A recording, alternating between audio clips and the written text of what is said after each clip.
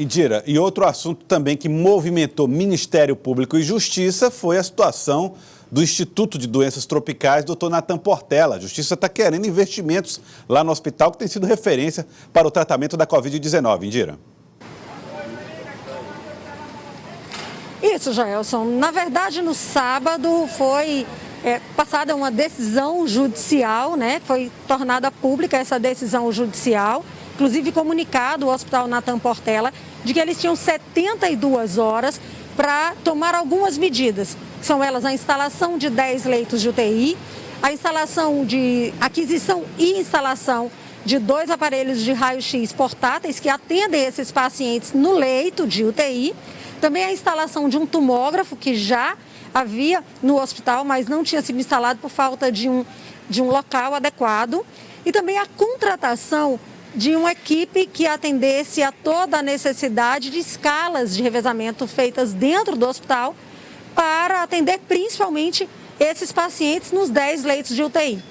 E a Justiça determinou um prazo de 72 horas para que todas essas medidas fossem cumpridas, todas essas exigências. Nós fomos lá hoje, já que esse prazo acabava hoje, conversamos com a diretora do hospital, a doutora Elna Amaral, que nos garantiu que todas essas providências estavam sendo tomadas, até porque já haviam sido tomadas algumas medidas. Os equipamentos, por exemplo, já estavam comprados, segundo ela. A seleção de pessoal também já havia sido feita, faltando apenas a contratação, e que a partir de hoje já se ampliava o número de leitos de UTI do Hospital Nathan Portela exclusivos para o atendimento de pacientes com Covid, de 7 para 17 leitos. Joelson. Então vamos acompanhar a reportagem que foi feita por Indira Gomes, tratando a respeito desse assunto aqui no Jornal do Piauí. Vence hoje o prazo para a implantação de 10 leitos de UTI, contratação de profissionais e a instalação de mais 2 aparelhos de raio-x portáteis e de um tomógrafo no Hospital Nathan Portela. E não é só por necessidade dos pacientes de Covid-19. Agora, o prazo é decisão judicial. O juiz Anderson Nogueira acolheu o encaminhamento do Ministério Público e assinou o despacho no último sábado, determinando que em 72 horas todas essas providências fossem tomadas. Em relação ao UTI, são apenas 7 leitos, número suficiente em razão da demanda existente. Quanto a recursos humanos, há uma grande dificuldade para compor as escalas. Vários servidores atualmente integram o grupo de risco da Covid-19.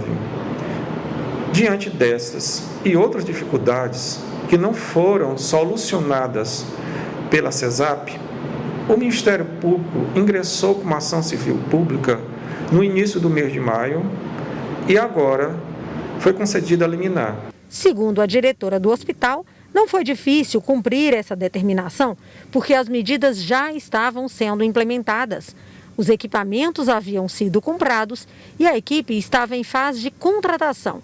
Agora é só adequar as escalas. Não fomos totalmente pegos de surpresa, porque o trabalho já vinha sendo continuamente para a abertura desses leitos. O que realmente nos demorou um pouco mais foi a chegada dos ventiladores, que já foi cumprido já nesse final de semana, né, que era o grande problema, assim como também de alguns pequenos equipamentos que necessitam para que a UTI abrisse por completo, e também pessoal, né? Principalmente a escala que a gente estava com dificuldades, não só estamos tendo a quantidade, estamos recebendo novos profissionais a partir do seletivo, mas a gente sempre tem aqueles que vão sendo afastados porque estão adoecendo. Com a instalação dos novos leitos de UTI exclusivos para a Covid-19, que começam a funcionar a partir de hoje, o Hospital Nathan Portela, que é referência no tratamento da doença, amplia de 7 para 17 a capacidade de atendimento a pacientes graves.